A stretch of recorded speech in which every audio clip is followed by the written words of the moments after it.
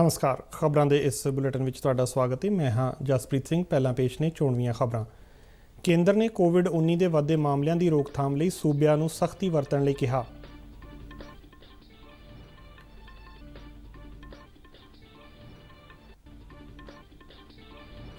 देश भर में 4 करोड़ 36 ਲੱਖ ਤੋਂ ਵੱਧ ਲਾਭਪਾਤਰੀਆਂ ਦਾ कोविड टीकाकरण किया गया।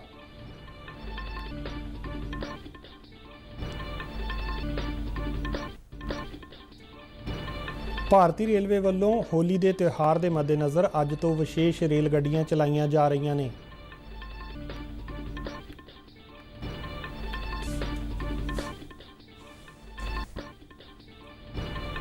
पश्चिमी बंगाल और असम में पहले गेड़ दीयां विधान सभा चोणां लई चोण प्रचार भखिया। प्रधानमंत्री नरेंद्र मोदी ने असम में चोण रैली नूं संबोधन किया।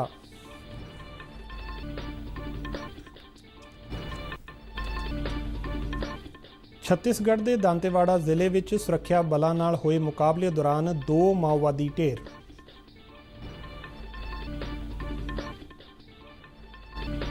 ते हुण खबरां विस्तार नाल।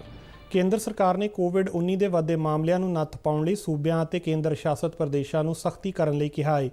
गृह ਸਕੱਤਰ अजय भल्ला ਵੱਲੋਂ सूबिਆਂ ਦੇ ਮੁੱਖ ਸਕੱਤਰਾਂ ਅਤੇ केंद्र शासित प्रदेशों के प्रशासकों नूं लिखी चिट्ठी विच निगरानी कंटेनमेंट ਅਤੇ चौकसी वरतण के निर्देश दिते गए हैं। चिट्ठी मुताबक केंद्र सरकार वालों सूबिਆਂ ਨੂੰ कोविड-19 के वधदे मामलों संबंधी लोगों विच ढुकवें व्यवहार ਨੂੰ उत्साहित करन ਅਤੇ सुरक्षा उपावां ਨੂੰ सख्ती नाल लागू करन लई कहा गया है। सूबिਆਂ ਨੂੰ कंटेनमेंट जोनां विच विशेष तौर पर सख्ती वरतण दीयां हिदायतां भी दित्तियां गईयां ने। सूबिਆਂ ਨੂੰ भेजी गई चिट्ठी मुताबक मास्क पहनण ਨੂੰ यकीनी बनाउण लई ढुकवीं निगरानी प्रक्रिया अपनाउण की हिदायत की गई है। इस तो इलावा सरीरक दूरी ਅਤੇ हत्थां की साफ सफाई ਵੱਲ विशेष ध्यान देने की भी हिदायत की गई है। केंद्र ਵੱਲੋਂ सूबिਆਂ ਅਤੇ केंद्र शासित प्रदेशों ਨੂੰ लोगों ਵਿੱਚ महामारी प्रति जागरूकता फैलाउਣ ਲਈ भी कहा गया है। देश भर में हुण तक 4 करोड़ 36 ਲੱਖ ਤੋਂ ਵੱਧ लोगों का कोविड टीकाकरण किया गया है। सेहत मंत्रालय ਵੱਲੋਂ दी गई जानकारी मुताबक 77 ਲੱਖ सेहत संभाल कर्मचारियों को वैक्सीन की पहली खुराक दी गई, जबकि 48 ਲੱਖ कर्मचारियों को कोविड वैक्सीन की दूजी खुराक दी जा चुकी है। अगलेरी कतार के 80 ਲੱਖ ਤੋਂ ਵੱਧ कर्मचारियों को वैक्सीन का पहला टीका लगाया गया है, जबकि 25 ਲੱਖ ਤੋਂ ਵੱਧ वर्करां को दूजी खुराक दी जा चुकी है। मंत्रालय मुताबक 60 साल तो वध ਅਤੇ 45 साल तो वध होरनां बीमारियां तो पीड़ित 1 करोड़ 69 ਲੱਖ लाभपात्रियों का टीकाकरण किया जा चुका है। कोविड-19 टीकाकरण की राष्ट्रव्यापी मुहिम दौरान बीते दिन 16,12,000 तो वध लाभपात्रियों का टीकाकरण किया गया। इस दौरान देश में कोविड-19 तो सेहतयाब होने की दर 96.12% बनी हुई है। बीते 24 घंटिया में 23,653 मरीज सेहतयाब होए। सेहत मंत्रालय मुताबक हुण तक 1 करोड़ 11 ਲੱਖ तो वध मरीज महामारी तो सेहतयाब हो चुके हैं। केंद्रीय सेहत मंत्री डॉक्टर हर्षवर्धन ने कल PGI चंडीगढ़ विखे अति आधुनिक सेहत सहूलतां का उद्घाटन किया। सेहत मंत्री वालों बच्चों और बजुर्गों लई मूंह की सेहत संभाल बारे कौमी स्रोत केंद्र, आधुनिक PET CT सुविधा, आधुनिक vascular lab, dual source CT scan ਅਤੇ ਅੱਖਾਂ ਲਈ ਸਮਾइल सुविधा का उद्घाटन किया। इस मौके संबोधन करदਿਆਂ सेहत मंत्री डॉक्टर हर्षवर्धन ने कहा कि PGI देश के उन्होंने 94 संस्थानों विचों एक है जो उत्तर भारत के सारे सूबिਆਂ ਨੂੰ मैडिकल सुविधावां उपलब्ध करवा रहा है। इस मौके सेहत मंत्री ने कोविड-19 विरुद्ध लड़ाई और वैक्सीन के स्वदेशी निर्माण लई मैडिकल पेशेवरां और विज्ञानिक भाईचारे की शलाघा की। उन्होंने कहा कि PGI विश्व के सामने सबना लई सेहत के मॉडल नूं सफलतापूर्वक रख सकता है। उन्होंने कहा कि PGI विच इन्हां नवीं सेहत सहूलतां दे शुरू होने नाल आस पास के खेत्र के लोगों को भारी लाभ होवेगा। अमरीकी रक्षा मंत्री लॉयड ऑस्टिन वालों कल नवी दिल्ली विच विदेश मंत्री डॉक्टर S जयशंकर नाल मुलाकात की गई। सूत्रों मुताबक दोहां नेतावां विचाले आलमी पद्धर ते रणनीतिक मुद्दों सने वख-वख पहलुआं ते विचार चर्चा की गई। विदेश मंत्री डॉक्टर S जयशंकर ने अमरीकी रक्षा मंत्री नूं भारत दीयां मौजूदा रक्षा चुनौतियां बारे जानकारी दी और नाल ही भारत की लंबे समय की रणनीति तो जाणू करवाया। मीटिंग दौरान दोहां नेतावां वल्लों अफगानिस्तान विच मौजूदा स्थिति और शांति की बहाली संबंधी मुद्दों पर भी गलबात की गई। ਵਿਦੇਸ਼ ਮੰਤਰੀ ਡਾਕਟਰ ਐਸ ਜੈਸ਼ੰਕਰ ਨੇ ਬਾਈਡਨ ਪ੍ਰਸ਼ਾਸਨ ਵੱਲੋਂ ਇਸ ਮੁੱਦੇ ਤੇ ਭਾਰਤ ਨਾਲ ਸੰਪਰਕ ਬਣਾਈ ਰੱਖਣ ਦੀ ਸ਼ਲਾਘਾ ਕੀਤੀ। ਇਸ ਮੌਕੇ ਅਮਰੀਕੀ ਰੱਖਿਆ ਮੰਤਰੀ ਲਾਇਡ ਆਸਟਿਨ ਨੇ ਕਿਹਾ ਕਿ ਭਾਰਤ ਅਤੇ ਅਮਰੀਕਾ ਦੁਨੀਆ ਦੇ ਸਭ ਤੋਂ ਵੱਡੇ ਦੋ ਲੋਕਤੰਤਰ ਨੇ ਅਤੇ ਦੋਹਾਂ ਹੀ ਦੇਸ਼ਾਂ ਲਈ ਮਨੁੱਖੀ ਅਧਿਕਾਰ ਅਤੇ ਕਦਰਾਂ ਕੀਮਤਾਂ ਮਾਇਨੇ ਰੱਖਦੀਆਂ ਨੇ। ਵਿਦੇਸ਼ ਮੰਤਰੀ ਡਾਕਟਰ ਜੈਸ਼ੰਕਰ ਨੇ ਕਿਹਾ ਹੈ ਕਿ ਦੋਹਾਂ ਮੁਲਕਾਂ ਵਿਚਾਲੇ ਮਜ਼ਬੂਤ ਸੰਬੰਧ ਕੇਵਲ ਭਾਰਤ ਅਤੇ ਅਮਰੀਕਾ ਦੇ ਹਿੱਤ ਵਿੱਚ ਹੀ ਨਹੀਂ ਬਲਕਿ ਪੂਰੀ ਦੁਨੀਆ ਦੇ ਹਿੱਤ ਵਿੱਚ ਨੇ। ਭਾਰਤੀ ਰੇਲਵੇ ਵੱਲੋਂ ਹੋਲੀ ਦੇ ਤਿਉਹਾਰ ਨੂੰ ਧਿਆਨ ਵਿੱਚ ਰੱਖਦਿਆਂ ਅੱਜ ਤੋਂ 36 ਵਿਸ਼ੇਸ਼ ਰੇਲ ਗੱਡੀਆਂ ਚਲਾਈਆਂ ਜਾ ਰਹੀਆਂ ਨੇ। ਇਹਨਾਂ ਵਿਸ਼ੇਸ਼ ਰੇਲਾਂ ਨੂੰ 31 ਮਾਰਚ ਤੱਕ ਰੋਜ਼ਾਨਾ ਹਫ਼ਤਾਵਾਰੀ ਅਤੇ ਹਫ਼ਤੇ ਵਿੱਚ 2 ਜਾਂ 3 ਦਿਨ ਦੇ ਆਧਾਰ ਤੇ ਚਲਾਇਆ ਜਾਵੇਗਾ।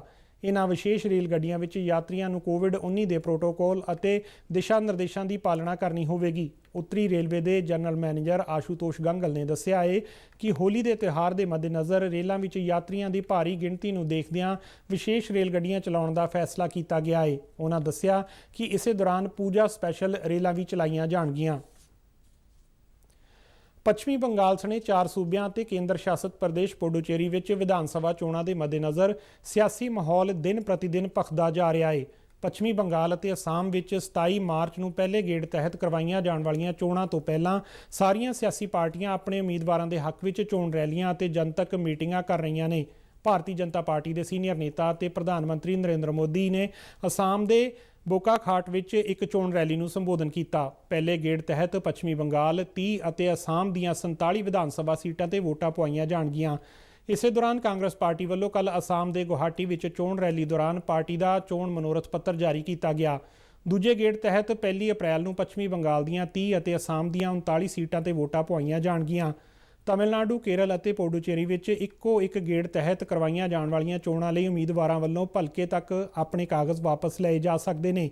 ਸੂਬਾ ਚੋਣ ਕਮਿਸ਼ਨ ਮੁਤਾਬਕ ਤਮਿਲਨਾਡੂ ਵਿੱਚ 234 ਵਿਧਾਨ ਸਭਾ ਸੀਟਾਂ ਲਈ ਕੁੱਲ 7,230 ਉਮੀਦਵਾਰਾਂ ਵੱਲੋਂ ਪਰਚੇ ਦਾਖਲ ਕੀਤੇ ਗਏ ਨੇ, ਜਿਨ੍ਹਾਂ ਵਿੱਚੋਂ 1,067 ਮਹਿਲਾ ਉਮੀਦਵਾਰ ਅਤੇ 3 ਟਰਾਂਸਜੈਂਡਰ ਉਮੀਦਵਾਰ ਨੇ। ਤਮਿਲਨਾਡੂ, ਕੇਰਲ ਅਤੇ ਪੁਡੂਚੇਰੀ ਵਿੱਚ 6 ਅਪ੍ਰੈਲ ਨੂੰ ਵੋਟਾਂ ਪਵਾਈਆਂ ਜਾਣਗੀਆਂ। ਉੱਤਰ ਪੂਰਬੀ ਖੇਤਰ ਦੇ ਵਿਕਾਸ ਬਾਰੇ ਰਾਜ ਮੰਤਰੀ ਡਾਕਟਰ ਜਤਿੰਦਰ ਸਿੰਘ ਨੇ ਕਿਹਾ ਹੈ ਕਿ ਕੋਵਿਡ-19 ਤੋਂ ਬਾਅਦ ਉੱਤਰ ਪੂਰਬ ਨਵੇਂ ਭਾਰਤ ਦਾ ਮਾਰਗਦਰਸ਼ਕ ਬਣੇਗਾ। ਸਰਕਾਰ ਦੀ ਐਕਟ ਈਸਟ ਨੀਤੀ ਤੇ ਕਰਵਾਏ ਗਏ ਇੱਕ ਵੈਬੀਨਾਰ ਨੂੰ ਸੰਬੋਧਨ ਕਰਦਿਆਂ ਜਤਿੰਦਰ ਸਿੰਘ ਨੇ ਕਿਹਾ ਕਿ ਆਉਣ ਵਾਲੇ ਸਮੇਂ ਵਿੱਚ ਦੇਸ਼ ਦਾ ਉੱਤਰ ਪੂਰਬੀ ਹਿੱਸਾ ਨਿਊ ਇੰਡੀਆ ਲਈ ਤਰੱਕੀ ਦਾ ਇੰਜਣ ਹੋਵੇਗਾ। ਉਹਨਾਂ ਕਿਹਾ ਕਿ ਇਸ ਖੇਤਰ ਦੀਆਂ ਵਿਸ਼ਾਲ ਸੰਭਾਵਨਾਵਾਂ ਅਤੇ ਸਰੋਤਾਂ ਨੂੰ ਧਿਆਨ ਵਿੱਚ ਰੱਖੇ ਤੋਂ ਬਗੈਰ ਦੇਸ਼ ਦੀ ਆਰਥਿਕਤਾ ਨੂੰ ਅੱਗੇ ਵਧਾਇਆ ਨਹੀਂ ਜਾ ਸਕਦਾ। ਡਾਕਟਰ ਜਤਿੰਦਰ ਸਿੰਘ ਨੇ ਕਿਹਾ ਕਿ ਸਾਲ 2014 ਵਿੱਚ ਪ੍ਰਧਾਨ ਮੰਤਰੀ ਨਰਿੰਦਰ ਮੋਦੀ ਵੱਲੋਂ ਅਹੁਦਾ ਸੰਭਾਲਣ ਮਗਰੋਂ ਐਕਟ ਈਸਟ ਨੀਤੀ ਦਾ ਵਿਜ਼ਨ ਦਿੱਤਾ ਗਿਆ ਸੀ। ਉਹਨਾਂ ਕਿਹਾ ਕਿ ਇਸ ਵਿਜ਼ਨ ਨੇ ਗੁਆਂਢੀ ਦੇਸ਼ਾਂ ਨਾਲ ਸਾਡੇ ਸੰਬੰਧਾਂ ਨੂੰ ਇੱਕ ਨਵਾਂ ਨਜ਼ਰੀਆ ਅਤੇ ਪਹੁੰਚ ਪ੍ਰਦਾਨ ਕੀਤੀ ਹੈ। ਡਾਕਟਰ ਜਤਿੰਦਰ ਸਿੰਘ ਨੇ ਕਿਹਾ ਕਿ ਪ੍ਰਧਾਨ ਮੰਤਰੀ ਨਰਿੰਦਰ ਮੋਦੀ ਦੀ ਅਗਵਾਈ ਵਾਲੀ ਸਰਕਾਰ ਨੇ ਦੇਸ਼ ਦੇ ਉੱਤਰ ਪੂਰਬੀ ਖੇਤਰ ਦੇ ਵਿਕਾਸ ਨੂੰ ਵਿਸ਼ੇਸ਼ ਤਰਜੀਹ ਦਿੱਤੀ ਹੈ। ਉਹਨਾਂ ਕਿਹਾ ਕਿ ਪੂਰਬੀ ਖੇਤਰ ਦੇ ਸੂਬਿਆਂ ਵਿੱਚ ਰੇਲ ਸੰਪਰਕ, ਸੜਕੀ ਆਵਾਜਾਈ ਅਤੇ ਜਲ ਮਾਰਗਾਂ ਨੂੰ ਵਿਕਸਿਤ ਕਰਕੇ ਸੰਚਾਰ ਨੂੰ ਵਧੇਰੇ ਸੁਖਾਲਾ ਕੀਤਾ ਗਿਆ ਹੈ। ਛੱਤੀਸਗੜ੍ਹ ਦੇ ਬਸਤਰ ਖੇਤਰ ਦੇ ਦਾਂਤੇਵਾੜਾ ਜ਼ਿਲ੍ਹੇ ਵਿੱਚ ਸੁਰੱਖਿਆ ਬਲਾਂ ਨਾਲ ਹੋਏ ਇੱਕ ਮੁਕਾਬਲੇ ਦੌਰਾਨ 2 ਮਾਓਵਾਦੀ ਮਾਰੇ ਗਏ। ਸੁਰੱਖਿਆ ਬਲਾਂ ਵੱਲੋਂ ਦਾਂਤੇਵਾੜਾ ਜ਼ਿਲ੍ਹੇ ਦੇ ਕਵਾਸੀਪਾਰਾ ਖੇਤਰ ਵਿੱਚ ਮਾਓਵਾਦੀਆਂ ਦੀ ਭਾਲ ਲਈ ਕਾਰਵਾਈ ਆਰੰਭੀ ਗਈ ਸੀ, ਜਿਸ ਦੌਰਾਨ ਮਾਓਵਾਦੀਆਂ ਨੇ ਸੁਰੱਖਿਆ ਬਲਾਂ ਨੂੰ ਨਿਸ਼ਾਨਾ ਬਣਾ ਕੇ ਫਾਇਰਿੰਗ ਕਰ ਦਿੱਤੀ। ਜ਼ਿਲ੍ਹਾ ਰਿਜ਼ਰਵ ਗਾਰਡ ਦੇ ਜਵਾਨਾਂ ਵੱਲੋਂ ਕੀਤੀ ਗਈ ਜਵਾਬੀ ਕਾਰਵਾਈ ਵਿੱਚ 2 ਮਾਓਵਾਦੀ ਮਾਰੇ ਗਏ। ਪੁਲਿਸ ਮੁਤਾਬਕ ਇਹਨਾਂ ਦੋਵੇਂ ਮਾਓਵਾਦੀਆਂ ਤੇ 2-2 ਲੱਖ ਰੁਪਏ ਦਾ ਇਨਾਮ ਰੱਖਿਆ ਗਿਆ ਸੀ। ਮਾਰੇ ਗਏ ਮਾਓਵਾਦੀਆਂ ਕੋਲੋਂ 2 ਰਫਲਾਂ ਅਤੇ IED ਧਮਾਕਾ ਖੇਜ਼ ਸਮੱਗਰੀ ਬਰਾਮਦ ਕੀਤੀ ਗਈ ਹੈ। ਆਲ ਇੰਗਲੈਂਡ ਓਪਨ ਬੈਡਮਿੰਟਨ ਚੈਂਪੀਅਨਸ਼ਿਪ ਵਿੱਚ ਮਹਿਲਾਵਾਂ ਦੇ ਸਿੰਗਲਜ਼ ਵਰਗ ਦੇ ਸੈਮੀਫਾਈਨਲ ਮੁਕਾਬਲੇ ਵਿੱਚ ਭਾਰਤੀ ਸਟਾਰ ਸ਼ਟਲਰ PV ਸਿੰਧੂ ਥਾਈਲੈਂਡ ਦੀ ਪਾਰਨਪਾਈ ਚੋਚੋਵੋਂਗ ਹੱਥੋਂ ਹਾਰ ਕੇ ਟੂਰਨਾਮੈਂਟ 'ਚੋਂ ਬਾਹਰ ਹੋ ਗਈ ਹੈ। ਤਕਰੀਬਨ 45 ਮਿੰਟ ਤੱਕ ਚੱਲੇ ਇਸ ਸੈਮੀਫਾਈਨਲ ਮੁਕਾਬਲੇ ਵਿੱਚ ਸਿੰਧੂ ਨੂੰ 17-21 ਅਤੇ 9-21 ਦੇ ਸਿੱਧੇ ਸੈਟਾਂ ਵਿੱਚ ਹਾਰ ਦਾ ਸਾਹਮਣਾ ਕਰਨਾ ਪਿਆ। ਸਿੰਧੂ ਦੀ ਇਸ ਹਾਰ ਨਾਲ ਆਲ ਇੰਗਲੈਂਡ ਓਪਨ ਬੈਡਮਿੰਟਨ ਚੈਂਪੀਅਨਸ਼ਿਪ ਵਿੱਚ ਭਾਰਤ ਦੀ ਚੁਣੌਤੀ ਸਮਾਪਤ ਹੋ ਗਈ ਹੈ। ਮਹਿਲਾਵਾਂ ਦੇ ਸਿੰਗਲਜ਼ ਵਰਗ ਦਾ ਦੂਜਾ ਸੈਮੀਫਾਈਨਲ ਮੁਕਾਬਲਾ ਰਤਚਾਨੋਕ ਇੰਤਾਨਨ ਅਤੇ ਨੋਜ਼ੋਮੀ ਓਕੂਹਾਹਾ ਵਿਚਾਲੇ ਖੇਡਿਆ ਜਾਵੇਗਾ। DD ਪੰਜਾਬੀ ਦੇ ਖਬਰਾਂ ਦੇ ਬੁਲੇਟਿਨ ਸਾਡੇ ਦਰਸ਼ਕ YouTube channel RNU DDK Jalandhar ਤੇ ਵੀ ਦੇਖ ਸਕਦੇ ਨੇ ਅਤੇ ਇਹ ਬੁਲੇਟਿਨ RNU ਜਲੰਧਰ ਦੇ ਟਵਿੱਟਰ ਹੈਂਡਲ ਅਤੇ Facebook ਪੇਜ ਤੇ ਵੀ ਉਪਲਬਧ ਨੇ। ਇਸ ਦੇ ਨਾਲ ਹੀ ਖਬਰਾਂ ਦਾ ਇਹ ਬੁਲੇਟਿਨ ਖਤਮ ਹੁੰਦਾ ਹੈ। ਨਮਸਕਾਰ।